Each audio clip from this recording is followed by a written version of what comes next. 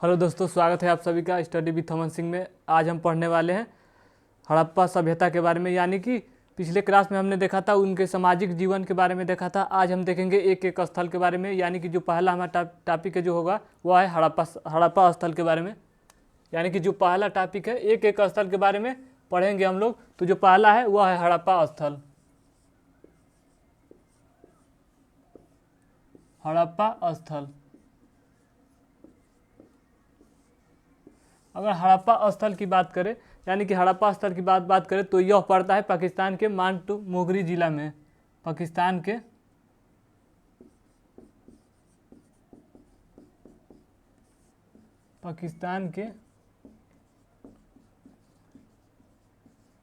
के मांटगोमरी जिला में पड़ता है। फिलहाल जो इसका नाम हो गया है वह है शाही जिला के नाम से जाना जाता है। यानी कि सबसे पहले हम लोगों ने देखा हड़प्पा स्थल के बारे में देख रहे हैं, तो यह जो फिलहाल जो है पाकिस्तान के मांटगोमरी जिला में है, लेकिन इसका नाम अब फिलहाल चेंज हो गया, इसको शाही जिला के नाम से जाना जाता है। अगर इसकी बात करें, यानी हड़प्पा स्थल की बात करें, तो यह जो है वह रावी नदी के बाएं तरफ स्थित है। यानी कि जैसे मान लीजिए ये रावी नदी है तो इसके बाएं तरफ स्थित है, यानी कि इधर साइड जो है वह हड़प्पा स्थल स्थित है। तो यह है रावी नदी के बाएं तरफ स्थित है। अगर इसकी उत्खनन की बात करें, अगर इसकी उत्खनन की बात करें, उत्खनन की, तो दयाराम साहनी ने 1921 में दयाराम साहनी के द्वारा 1921 में करवाया गया था, यानी कि किया गया था। तो हम लोगों ने हड़प्पा सभ्यता के बारे में देखा। हड़प्पा सभ्यता स्थल जो है वह पाकिस्तान के मांटगोमरी जिला में पड़ता है। फिलहाल जो इसका नाम हो गया है वह शाही जिला पड़ता है। हड़प्पा स्थल है जो वो रावी नदी के बाईं तट पर स्थित है। इसका जो उत्खनन करवाया गया था दयाराम साहनी के द्वारा 1921 में करवाया गया था। यहाँ से लगभग दो टीला मिला है, यानी कि यहाँ से 2 टीला मिला है। जो पहला है उसको बोला जाता है, यानी कि यहाँ से हमें 2 टीला देखने को मिलता है। एक का जो नाम दिया गया है, एक को बोला गया है माउंट एबी टीला, यानी कि एक जो है वह है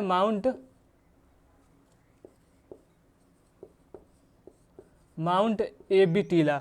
और इसके जो ऊपर बनाया गया, यानी कि इसके चारों तरफ तिर्यक दीवार के रूप में घेरा गया है। इसे तिर्यक दीवार के रूप में इसे घेरा गया है, और तिर्यक दीवार के रूप में इसको घेरा गया है चारों तरफ से। अगर इसकी बात करें, हम लोगों ने देखा कि यहाँ पर लगभग 2 टीला हमको देखने को मिलता है। एक है जो माउंट एबी टीला है, इसमें 2 भाग बटा हुआ था, यानी कि माउंट एबी टीला में 2 भाग बटा हुआ था। एक जो था, यानी कि पूर्व साइड में जो होता था वह शहर बसा हुआ था, पूरब साइड में शहर बसा था, और जो इधर होता था यानी कि पश्चिम साइड में होता था वह किला बना हुआ था। तो हम लोगों ने हड़प्पा स्थल के बारे में देखा। यहाँ पर 2 स्थल देखने को हमको 2 टीला देखने को मिलता है। एक का नाम था माउंट एबी था, और एक अलग था, एक था एफ टीला, यानी कि एफ टीला के नाम से जाना जाता है। और इसमें भी 2 भाग बटा हुआ था, यानी कि इसको नाम जाना था एफ टीला के नाम से। इसमें 2 भाग बटा हुआ था, एक ऊपर था, इसमें लगभग 7 मकान देखने को मिलता है हमको। और जो दूसरा वाला था, यानी कि इसमें 8 मकान देखने को मिलता है। यानी कि हम लोगों ने देखा यहाँ से 2 टीला देखने को मिलता है। एक था माउंट एबी टीला और एक था एफ टीला। जो एफ टीला था उसमें 2 भाग बटा हुआ था, एक था एफ, यानी कि एक ऊपर था एक नीचे था। जो ऊपर वाला था इसमें 7 मकान था, और यहाँ से 8 मकान था। और यहाँ से धान कूटने की, यानी कि जो एफ टीला है यहाँ से ही धान कूटने की पोखरी हमको मिली है, जिससे स्पष्ट होता है कि यहाँ पर जो लोग रहते थे वह श्रमिक मजदूर या श्रमिक लोग रहते थे। यहाँ पर श्रमिक लोग रहते थे।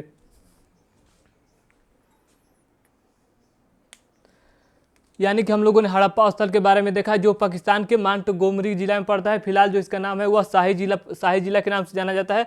अगर इसकी बात करें तो यह रावी नदी के बाईं तट पर स्थित है। इसका उत्खनन अगर बात करें तो दयाराम साहनी ने 1921 में करवाया था।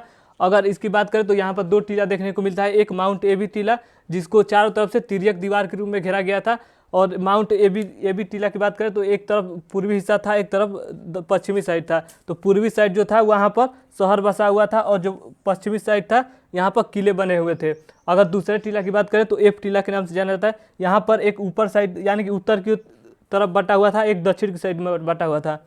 अगर उत्तर की साइड में बात करें तो यहाँ पर 7 मकान देखने को मिलता है, और दक्षिण साइड में बात करें तो यहाँ पर 8 मकान देखने को मिलता है। और यहाँ से ही धान कूटने की पोखरी की मशीन मिली है, मतलब पोखरी मिली है, जिससे स्पष्ट होता है कि यहाँ के जो लोग थे वह श्रमिक मजदूर हुआ करते थे। तो हम लोगों ने हड़प्पा स्थल के बारे में देखा, और इसके आगे देखते हैं। यहाँ से ही लगभग यहाँ से हमको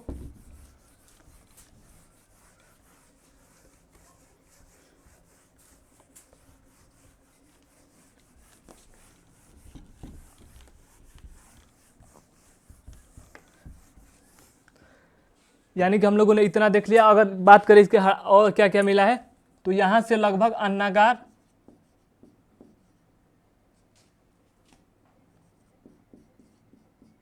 अगर अन्नागार की बात करें तो जो अन्नागार मिला है वह 6 कोटि में 6 कोटि में बटा हुआ था। 6 कोटि में बटा हुआ था, जो कि रावी नदी के तट पर यह देखने को मिलता है।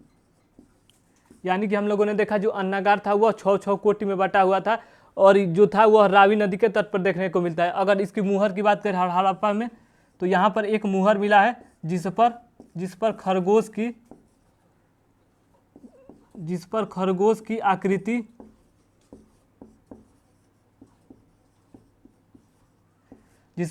की आकृति देखने को मिलती है। यानी कि हम लोगों ने देखा हड़प्पा स्थल से जो अन्नागार मिले थे वह 6 कोटि में बटा हुआ था, जो कि रावी नदी के तट पर था। अगर बात करें मुहर की तो यहाँ से एक मुहर मिला है जो कि खरगोश की आकृति इस पर बना हुआ था। अगर एक मुहर की बात करें यानी कि एक और मुहर मिला था यहाँ पर एक मातृ देवी जो थी वह अपने सिर के बल खड़ी हुई थी, और उसके गर्भ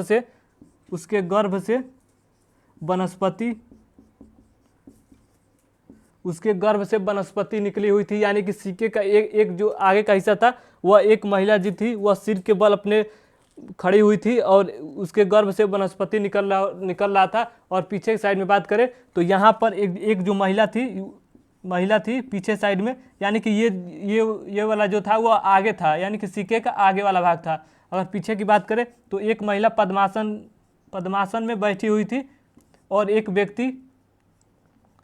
व्यक्ति पीछे से इसके चाकू लेकर आ रहा था। इससे स्पष्ट होता है कि यहाँ पर नर बलि जैसी प्रथा देखने को मिलती है हमको। तो हम लोगों ने देखा हड़प्पा स्थल के बारे में। यहाँ से अन्नागार जो मिला था वह 6 कोटि में बटा हुआ था, जो कि रावी नदी के तट पर देखने को मिलता है। अगर मुहर की बात करें तो यहाँ पर एक ऐसा मुहर मिला है जिस पर खरगोश की आकृति बनी हुई है, और यहाँ पर एक मुहर जो मिला है वह एक महिला जो है वह अपने सिर के बल खड़ी हुई है, और जो उसके गर्भ से वनस्पति निकला हुआ है। यानी कि सिक्के का एक साइड का भाग यह था, और दूसरे साइड की बात करें तो एक जो महिला है वह पद्मासन में बैठी हुई है, और एक जो व्यक्ति है वह चाकू लेकर उसके पीछे खड़ा है। इससे स्पष्ट होता है कि यहाँ के जो लोग थे वह नर बलि जैसी प्रथा से प्रचलित थे। तो हम लोगों ने हड़प्पा स्थल के बारे में देखा। अब इसके कब्रिस्तान की बात करते हैं, यानी कि हड़प्पा स्थल में कितने कब्रिस्तान मिले हैं उसके बारे में हम बात करते हैं।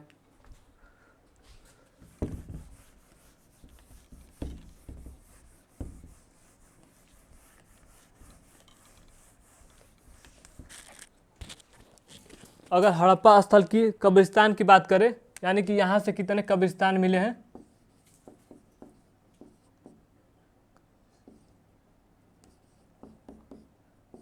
अगर कब्रिस्तान की बात करें तो यहाँ से लगभग 2 कब्रिस्तान, यानी 2 प्रकार का कब्रिस्तान हमको देखने को मिलता है। जो पहला था उसको बोला गया है R37 कब्रिस्तान, और जो दूसरा था वह H कब्रिस्तान। क्योंकि H कब्रिस्तान इसलिए बोला गया क्योंकि इसका जो आकार था ताबूत का वह H आकार में बना हुआ था, इसलिए इसे H कब्रिस्तान के नाम से जाना जाता है। अगर इसकी बात करें R37 को, तो यहाँ पर लगभग 37 कब्र मिला है, इससे इसको R37 कब्रिस्तान के नाम से जाना जाता है। अगर इसकी बात करें तो यहाँ से एक कब्र में, एक ताबूत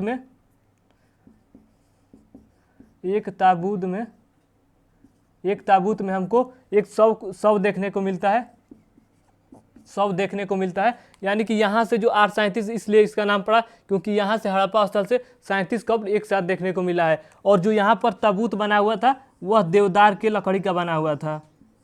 जो ताबूत बना था वह देवदार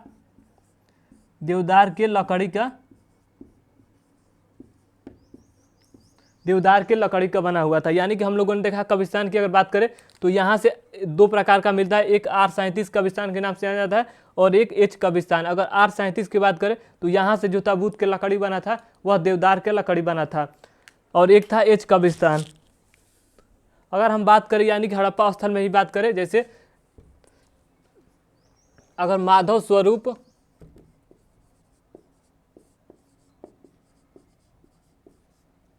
अगर हम बात करें हड़प्पा स्थल में, अगर बात करें हड़प्पा माधव स्वरूप वत्सई की,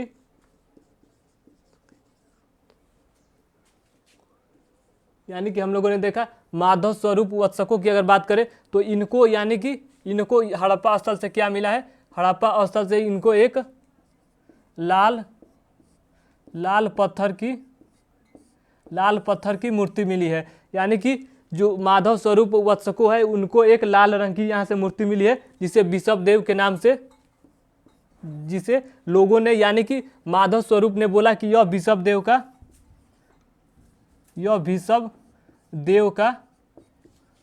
का मूर्ति है। यानी कि हम लोगों ने देखा जो माधव स्वरूप वत्सको थे उनको एक लाल रंग की पत्थर की मूर्ति मिलती है, जिसे इन्होंने कहा कि यह बिशप देव का मूर्ति है। लेकिन यह जो लोगों ने अलग अलग कहा कि यह बिशप देव का मूर्ति नहीं है, क्योंकि यह जो मूर्ति था वह नग्न आकार में था, इसलिए इसे सभी लोगों ने यह नहीं माना कि यह बिशप देव का मूर्ति है। लेकिन इन्होंने बताया, माधव स्वरूप वत्सको ने बताया कि यह जो मूर्ति है वह बिशप देव की मूर्ति है। लेकिन अलग अलग लोगों ने इसे अपना मत अलग अलग दिया, क्योंकि यह मूर्ति जो थी वह नग्न थी। अगर साहनी की बात करें, साहनी की, तो साहनी को यहाँ से एक नर्तक की मूर्ति मिली थी। यानी कि हम लोगों ने देखा जो माधव स्वरूप वत्सको है उनको एक लाल रंग की मूर्ति यहाँ से मिलती है, और साहनी को मिलती है एक नृत्य करते हुए एक पत्थर की मूर्ति मिलती है। अगर बात करें हड़प्पा स्थल की, तो यहाँ से एक लगभग एक सिक्के पर गिद्ध, और कुछ लोगों ने इसे गरुड़ बोला है, तो यहाँ से एक गिद्ध और गरुड़ ने अपने पंजे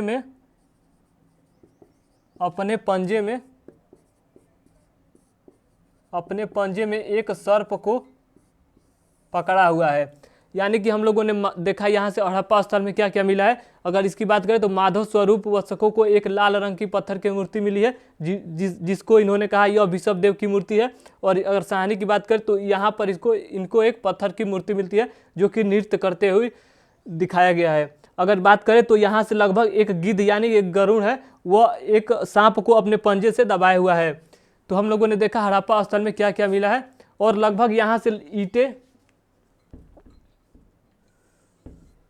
हम लोगों ने सबसे पहले देखा या कब्रिस्तान के बारे में देखा, तो यहाँ से दो कब्रिस्तान देखने को मिलता है, एक R37 के नाम से जाना जाता है, एक H कब्रिस्तान के नाम से जाना जाता है। और उसके बाद से हम लोगों ने देखा कि अलग अलग लोगों ने क्या क्या यहाँ से पाया है, उसके बारे में देखा। अगर बात करें तो यहाँ से लगभग ईंटें, अगर ईंटें की बात करें तो यहाँ से जो ईंटें मिले हैं वह पक्के ईंटें मिले हैं।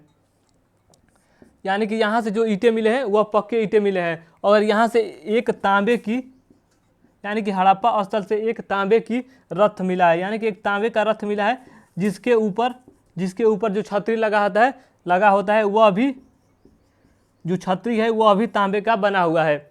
तो हम लोगों ने हड़प्पा स्थल के बारे में देखा कि यहाँ से कब्रिस्तान के बारे में देखा, तो यहाँ पे दो कब्रिस्तान देखने को मिलता है, एक R37 के नाम से जाना जाता है, एक H कब्रिस्तान के नाम से जाना जाता है। जो H कब्रिस्तान था वह जो ताबूत बना था H आकार का बना था, इसलिए इसको H कब्रिस्तान के नाम से जाना जाता है।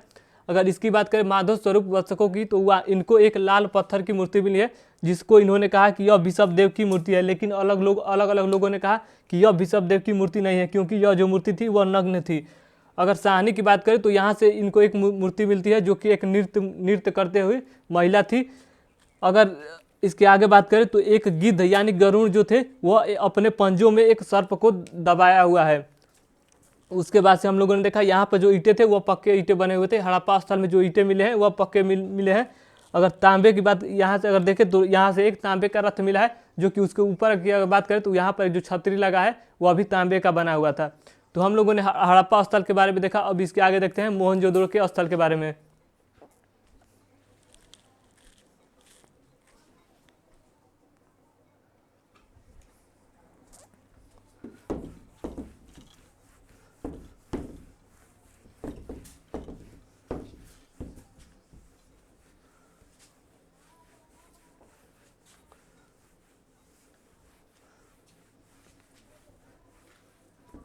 तो सबसे पहले हम लोगों ने देखा हड़प्पा स्थल में। हड़प्पा स्थल जो पाकिस्तान के मांटोग्रू जिला में पड़ता है। फिलहाल जो इसका नाम है शाही जिला के नाम से जाना जाता है। यह जो है वह रावी नदी के बाईं तट पर है। इसका उत्खनन की बात करें तो दयाराम साहनी ने सबसे पहले 1921 में कराया था। अगर यहाँ पर देखें तो यहाँ पर 2 टीला देखने को मिलता है, एक था माउंट एबी टीला और एक था टीला एफ के नाम से जाना जाता है। अगर अन्नागार की बात करूँ तो यहाँ पर जो अन्नागार मिले हैं वो 6 कोटि में बटा हुआ था, जो कि रावी नदी के तट पर देखने को मिलता है। अगर मुहर की बात करें तो यहाँ पर एक मुहर में खरगोश की आकृति देखने को मिलती है। और फिर हम लोगों ने देखा कब्रिस्तान के बारे में, यानी कि 2 कब्रिस्तान, एक 837 के नाम से जाना जाता है और एक था एच कब्रिस्तान के नाम से जाना जाता है। तो इसके बाद आगे बात करते हैं यानी कि मोहनजोदड़ो स्थल के बारे में। जो दूसरा हमारा स्थल है वह है मोहनजोदड़ो।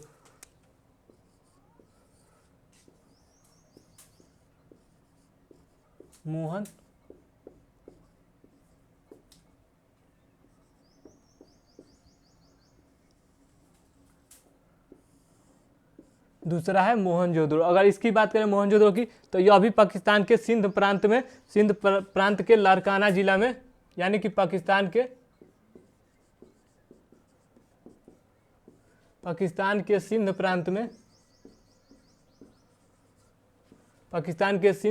में लारकाना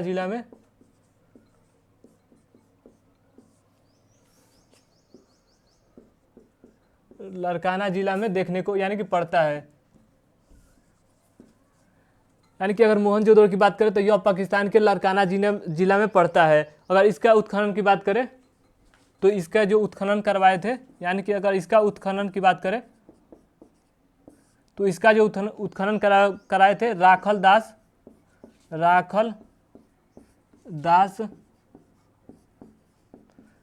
दास बनर्जी ने लगभग 1922 में इसका उत्खनन करवाया गया था। यानी कि हम लोगों ने देख रहे हैं मोहनजोदड़ो। जो मोहनजोदड़ो है वह पाकिस्तान के सिंध प्रांत में यानी कि लारकाना जिला में पड़ता है। अगर इसका उत्खनन की बात करें तो राखल दास बनर्जी ने 1922 में करवाया था। जो असल में जो राखल दास बनर्जी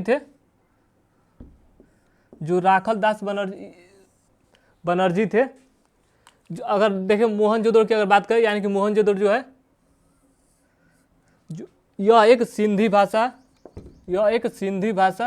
भाषा का शब्द है। यानी कि मोहनजोदड़ो का मतलब होता है मृतकों का टीला।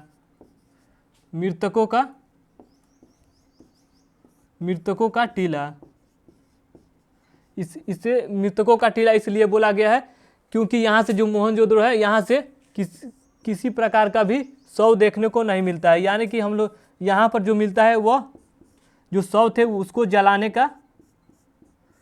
जलाने का साक्ष्य मिलता है। इसीलिए इसे मृतकों का टीला कहा गया है, क्योंकि यहाँ से शव जो है वह जलाए हुए साक्ष्य मिलता है।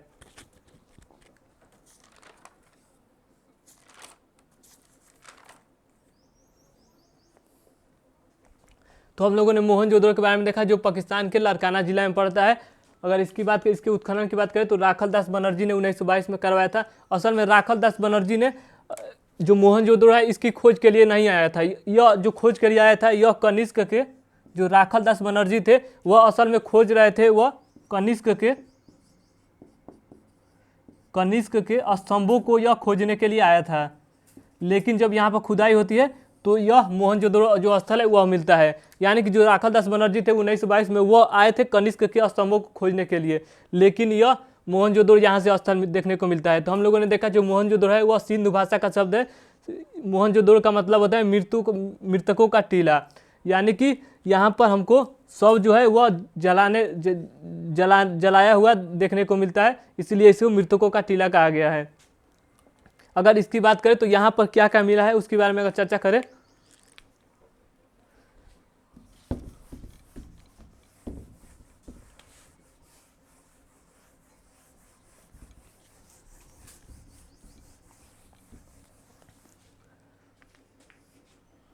अगर हम बात करें कि यहाँ से क्या क्या मिला है, तो सबसे पहले जो है वह विशाल स्नानागार में देखने को मिलता है हमको। यहाँ से विशाल स्नाना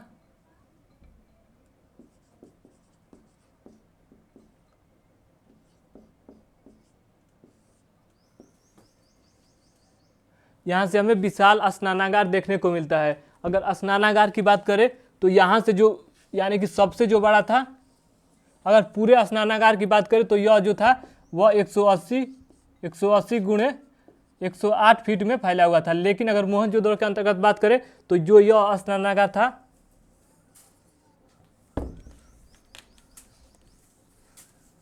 अगर मोहनजोदड़ो के अंतर्गत बात करें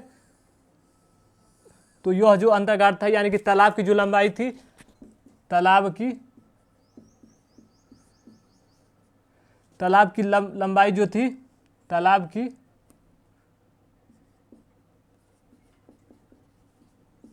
की लंबाई चौड़ाई की अगर बात करें तो यह था 39 गुणे 28 गुणे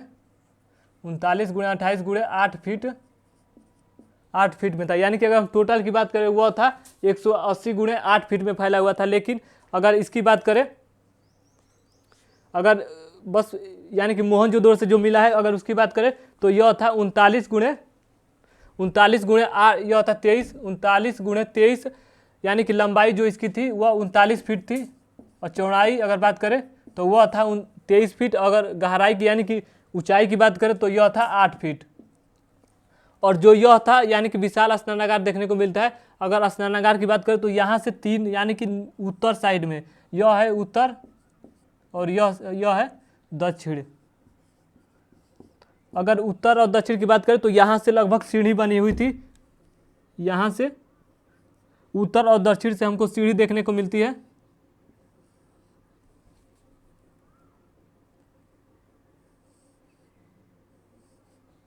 उत्तर से और दक्षिण से हमको सीढ़ी देखने को मिलती है। और यहाँ से एक कुआं बना हुआ था, यानी कि पूरब साइड में एक कुआं हमको देखने को मिलता है। यानी कि जब इसमें पानी भरने का काम स्टार्ट होता होगा तो यहीं से इस कुएं के माध्यम से इसमें पानी भरा जाता होगा। अगर पानी गंदा हो जाता है तो यहाँ से यानी कि दक्षिण साइड से, पश्चिम और दक्षिण साइड से एक नली बनी हुई थी और यहाँ से पानी को निकाला जाता था। अगर इसकी बात करें यानी कि हम लोगों ने देखा इसकी जो लंबाई थी वह 39 गुणे 23 गुणे 8 फीट में फैली हुई थी। अगर इसकी चारों तरफ बात करें यानी कि दक्षिण साइड को छोड़कर यहाँ से 3 प्रकार के, अगर दक्षिण साइड को छोड़ कर बात करें तो यहाँ से लगभग हमको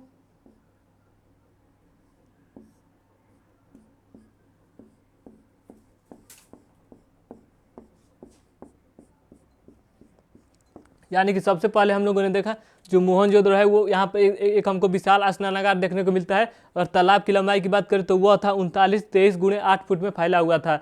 यहाँ पर हमको देखने को मिलता है यानी कि जो स्नानागार था यहाँ पर जो पास में था वह था हमको बरामदा देखने को मिलता है। और बरामदे के यानी कि आगे जो था वह हमको यहाँ पर कमरा बना हुआ था, यानी कि चारों साइड में कमरा बना हुआ था। इससे स्पष्ट होता है कि यहाँ पर स्नान करने के बाद जो श्रृंगार स्थल था वह इसके साइड यानी कि बरामदे के जो पास में रूम बने हुए थे इसमें लोग जाते थे। यानी कि हम लोगों ने देखा जो इसका मतलब स्नानागार है वह उत्तर साइड और दक्षिण साइड में सीढ़ी बनी हुई थी चढ़ने के लिए। और फिर अगर बात करें यहाँ से तो यहाँ से यानी कि पूरब और उत्तर साइड से एक कुआं बना हुआ था जिससे पानी आता था अगर नली की बात करें तो यहाँ से पानी निकालने की बात करें तो यहाँ से पश्चिम और दक्षिण से एक नली बनी हुई थी जिससे पानी को निकाला जाता था। और यहाँ पर जब लोग स्नान कर लेते थे तो यहाँ पर बरामदे के इस साइड में एक रूम बना हुआ था, यानी कि पश्चिम और यहाँ से लेकर दक्षिण साइड को छोड़ा गया था और बाकी चारों तरफ रूम बना हुआ था, यानी कि श्रृंगार करने के लिए इसमें लोग जाते थे। अगर पश्चिम साइड की बात करें तो यहाँ पर लगभग हमको पश्चिम साइड की अगर बात करें तो यहाँ पर 27 मकान हमको देखने को मिलता है। यानी कि हम लोगों ने बात किया जो यहाँ पर विशाल स्नानागार देखने को मिलता है। तालाब की जो लंबाई थी वह 39 × 23 × 8 फुट में फैली हुई थी।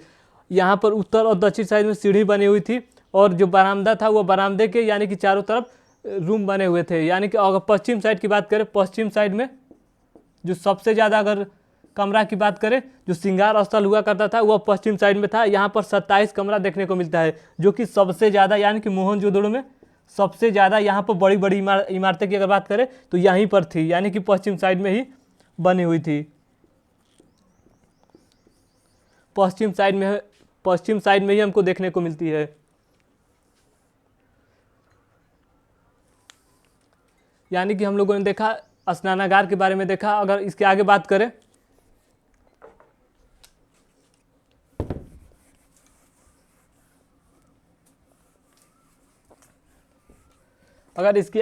करें तो यहाँ पर लगभग 29 स्तंभ, यानी कि 29 स्तंभ पर एक हमको, यानी कि जो 29 स्तंभ होता है इस पर एक हमको बड़ी इमारत देखने को मिलता है। यानी कि जो 29 स्तंभ था इसके ऊपर जो हमको है वह बड़ी इमारत देखने को मिलता है जो कि सबसे बड़ा था। इसको अर्नेस्ट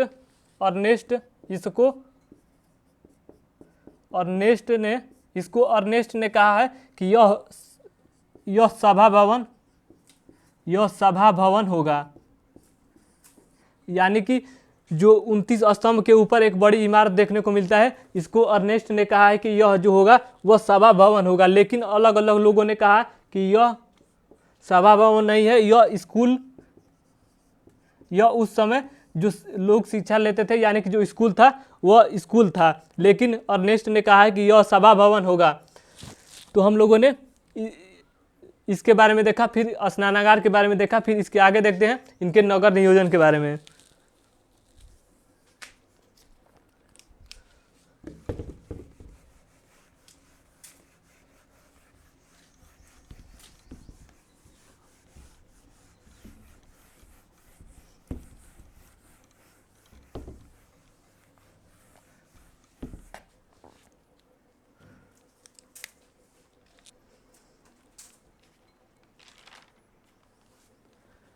अगर नगर नियोजन की अगर इसकी बात करें नगर नियोजन की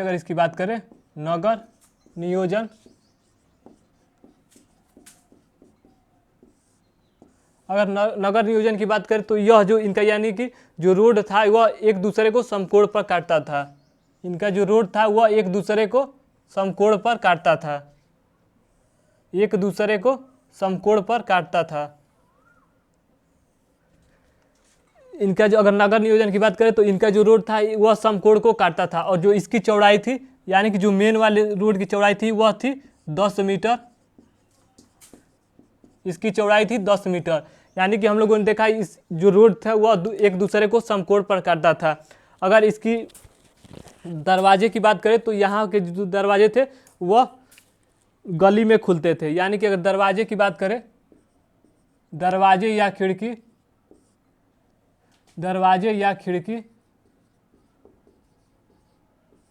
अगर दरवाजे या खिड़की की बात करें तो यह जो दरवाजे या खिड़की थे वह गली में खुलते थे। लेकिन एक लोथल जो है वह अपवाद में है। जो लोथल था यानी कि लोथल एक बंदरगाह था जो कि गुजरात में पड़ता है। जो लोथल था उसके जो यानी कि दरवाजे या खिड़की थे यह खुलते थे, यह रोड पर खुलते थे। इसलिए रोड पर खुलते थे क्योंकि यह एक बंदरगाह था। अगर सामान को लादना उदना होगा तो यह रोड के इसीलिए खुलते थे कि यहाँ से सामान को मतलब ले जाया जा सके। तो हम लोगों ने नगर नियोजन के बारे में देखा, तो इनका जो सड़क था वह एक दूसरे को समकोण पर काटता था, और जो मेन सड़क था उसकी जो चौड़ाई थी वह 10 मीटर की थी, और इनके जो दरवाजे या खिड़की थे वह गली में खुलते थे। अगर लोथल का देखा जाए तो यह एक अपवाद में है, इसके जो दरवाजे थे वह रोड पर खुलते थे। अगर नली की बात करें, नली की अगर बात करें तो सभी जो स्थल थे वहाँ पर नली व्यवस्था हमको देखने को मिलती है, यानी कि समुचित जल निकासी के लिए, यानी कि जल निकासी के लिए अगर जल निकासी की बात करें तो सभी जगह यानी कि सभी स्थल पर जल निकासी की व्यवस्था था। लेकिन अगर बनवाली को देखा जाए अगर बनवाली को देखा जाए तो यहाँ पर जो है वह जल निकासी का व्यवस्था नहीं था। यानी कि हम लोग देख रहे हैं नगर नियोजन के बारे में। सबसे पहले देखा हम लोगों ने तो इनका जो सड़क था वह एक दूसरे को समकोण पर काटता था, और यहाँ के जो दरवाजे या खिड़की हुआ करते थे वह गली में खुलते थे। लेकिन जो लोथल है वह उसके जो दरवाजे थे वह रोड पर खुलते थे।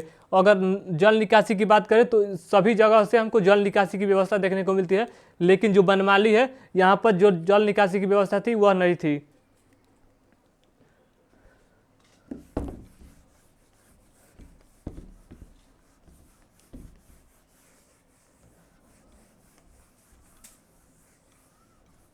यानी कि जो बनमाली थी यहाँ पर हमको जो जल निकासी है उसका जो व्यवस्था है उसके बारे में हमको देखने को नहीं मिलता है। अगर बात करें इसके यानी कि मोहनजोदड़ो की, तो यहाँ पर लगभग हर घर में लगभग 4 से 6 मोहनजोदड़ो की बात करें तो मोहनजोदड़ो में लगभग सभी के पास यानी कि 4 से 6 मकान देखने को मिलता है।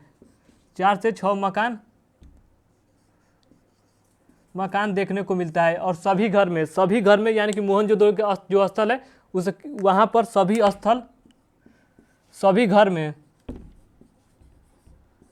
घर में हमको कुआं देखने को मिलता है, और आंगन भी देखने को मिलता है। तो हम लोग मोहनजोदड़ो की बात कर रहे हैं, तो मोहनजोदड़ो की अगर बात करें तो यहाँ पर लगभग जो रूम होते थे वह 4 से 6 रूम होते थे।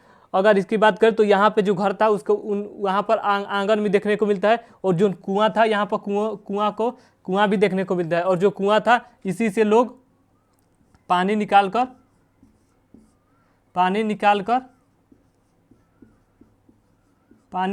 लोग स्नान किया करते थे। लेकिन जो स्नानागार था वह एक जब धार्मिक काम होता था तब लोग उसमें स्नान करते थे। लेकिन ऐसे अगर बात करें तो यह जो घर में जो कुआं था इसी में से लोग पानी निकाल कर स्नान करते थे। अगर इनके व्यापार की बात करें, अगर मोहनजोदड़ो की व्यापार की बात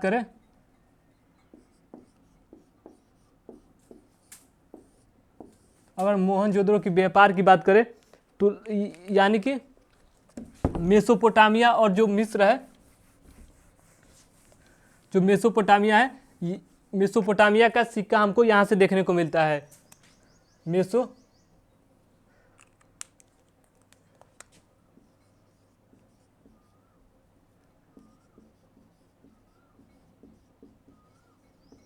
मेसोपोटामिया का जो सिक्का है वह मोहनजोदड़ो में देखने को मिलता है। यानी कि मेसोपोटामिया का एक अभिलेख है।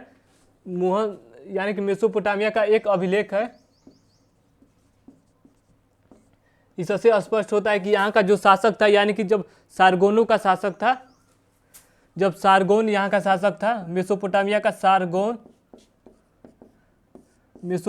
जब सारगोन एक शासक था, तो यहाँ का जो एक अभिलेख था, इससे स्पष्ट होता है कि यहाँ का व्यापार जो होता था वह एक दूसरे के, यानी कि जो मोहनजोदड़ो का व्यापार होता था वह मेसोपोटामिया से होता था, और यहाँ का जो व्यापार होता था यहाँ से होता था। तो हम लोगों ने देखा मेसोपोटामिया का एक शासक था, सारगोन था। यहाँ से इसका एक अभिलेख मिलता है जिसमें एक मुहर मिला है, जिससे स्पष्ट होता है कि यहाँ पर जो हड़प्पा सभ्यता है, उसको बोला गया है मेलुहा।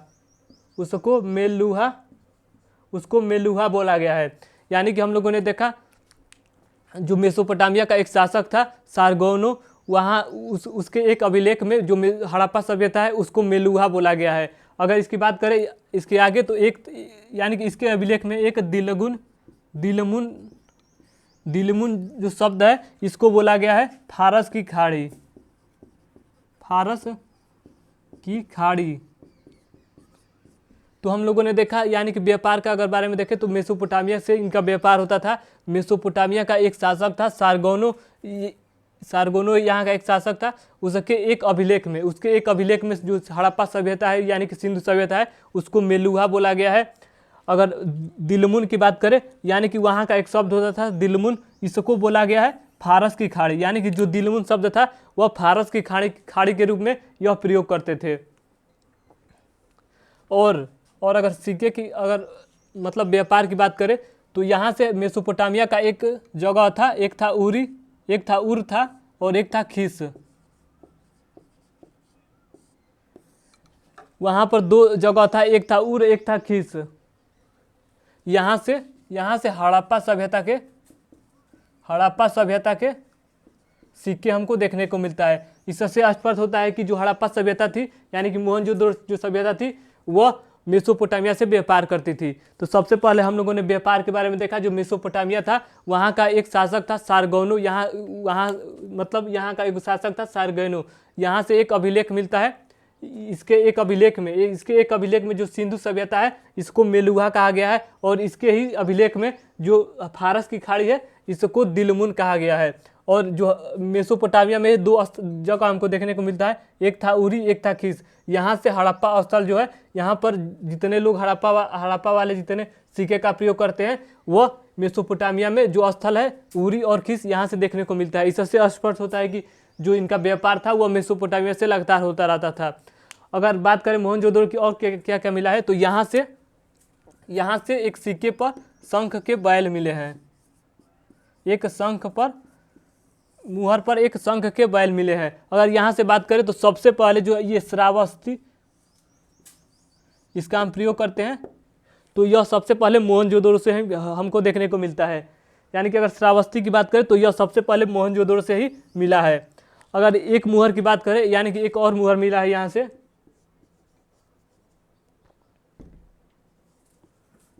एक मुहर पर एक जो महिला है, एक महिला के ऊपर एक पक्षी अपना पंख फैलाकर खड़ा हुआ है। तो हम लोगों ने मोहनजोदड़ो के बारे में देखा। मोहनजोदड़ो का जो व्यापार था वह मेसोपोटामिया से होता था। और यहाँ से बात करें तो एक जो मुहर मिला है वह यहाँ पर शंख के बैल देखने को मिलता है। और यहाँ पर सबसे पहले श्रावस्ती जो इस तरह से बना होता था यहाँ पर मोहनजोदड़ो से हमको देखने को मिलता है। और यहाँ पर एक जो मुहर था उस पर एक महिला बैठी हुई है और उसके ऊपर यानी कि एक जो पक्षी है वह अपने पंख फैलाकर बैठा हुआ है। तो हम लोगों ने हड़प्पा स्थल के बारे में चर्चा किया, फिर मोहनजोदड़ो के बारे में चर्चा किया, फिर हम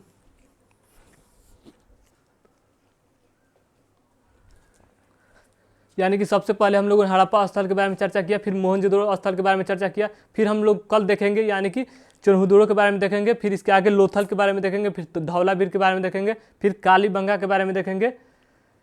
और इसके आगे यानी कि इसके बाद यह जो टॉपिक है यह हड़प्पा सभ्यता है वह खत्म हो जाएगा। उसके बाद हम स्टार्ट करेंगे वैदिक सभ्यता के बारे में पढ़ेंगे।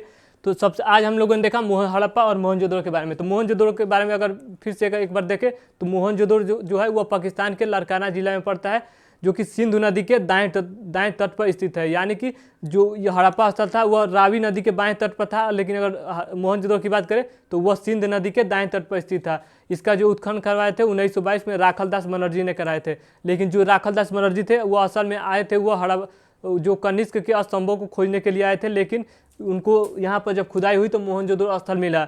अगर यहाँ पर हम फिर इसके आगे देखा यहाँ पर विशाल स्नानागार हमको देखने को मिलता है जो कि 39 गुणे 23 गुणे 8 फीट में फैला हुआ था।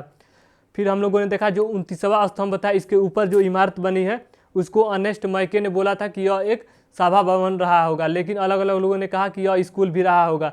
फिर हम लोगों ने नगर नियोजन के बारे में देखा। जो नगर नियोजन था इनका यानी कि जो नगर था वह जो रोड था वह एक दूसरे को समकोण पर काटता था और इनके जो दरवाजे या खिड़कियां थी वह गली में खुलती थी, लेकिन जो लोथल था उसका जो दरवाज़ा था वह रोड पर खुलता था। फिर हम लोगों ने नल निकासी के बारे में देखा, यानी कि जल निकासी के बारे में देखा। जो बनमाली था वहाँ पर जल निकासी का व्यवस्था देखने को नहीं मिलता है। और फिर हम लोगों ने देखा जो मोहनजोदड़ो है वहाँ पर सभी घर में यानी कि 4 से 6 रूम हुआ करते थे। और जो यहाँ पर कुआं भी देखने को मिलता है हम लोगों को। फिर हम लोगों को आंगन भी देखने को मिलता है। फिर व्यापार के बारे में हम लोगों ने देखा, जो इनका व्यापार था मेसोपोटामिया से होता था, यानी कि मेसोपोटामिया का एक शासक था सारगोनो। यहाँ से एक अभिलेख मिलता है जो कि सिंधु सभ्यता जो है उसको मेलुहा कहा गया है, और जो सिंधु सभ्यता को मेलुहा कहा गया है। और जो दिलमुन है इसको फारस की खाड़ी, यानी कि फारस की खाड़ी को दिलमुन कहा गया है। फिर हम लोगों ने देखा मेसोपोटामिया का ही जो मतलब जगह पड़ता है, एक उरी है एक खीस है। यहाँ से हमको हड़प्पा स्थल देखने को मिलता है, जिससे पूरी तरह से स्पष्ट हो गया कि जो मोहनजोदड़ो यानी हड़प्पा सभ्यता था वह मेसोपोटामिया से व्यापार करता था। फिर हम लोगों ने सिक्के के बारे में देखा, तो यहाँ पर एक सिक्के पर शंख जो है, शंख यानी कि शंख के बैल देखने को मिलता है। और यहाँ से सबसे पहले यानी कि मोहनजोदड़ो से ही श्रावस्ती का जो इस तरह से बना होता है यहाँ पर देखने को मिलता है। और यहाँ से एक मुहर मिलता है जिस पर एक महिला पद्मासन में बैठी हुई है, और इसके ऊपर एक पक्षी जो है वो अपने पंख फैलाकर बैठा हुआ है। तो हम लोगों ने हड़प्पा स्थल के बारे में चर्चा किया, फिर हम लोगों ने मोहनजोदड़ो स्थल के बारे में चर्चा किया। फिर इसके आगे हम कल देखेंगे यानी कि लोथल के बारे में चर्चा करेंगे, फिर धौलावीर के बारे में, यानी कि 2 दिन में जो हड़प्पा सभ्यता है पूरी तरह से खत्म हो जाएगा। उसके बाद से हम देखेंगे जो वैदिक सभ्यता है उसकी चर्चा करेंगे। तो चलिए आज के लिए इतना ही, धन्यवाद।